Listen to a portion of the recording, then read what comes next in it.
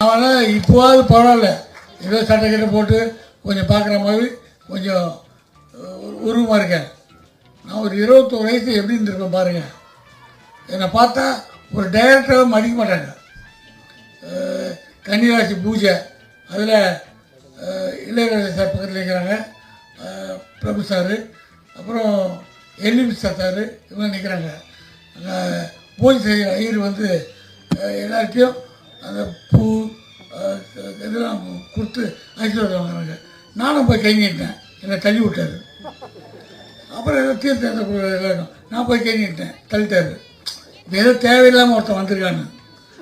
அப்புறம் இளையராஜா சொன்னார், இவன் தாங்க டைரக்டர். அதுக்கப்புறம் ஏகட்டியே மாத்திரம் சொன்னார்.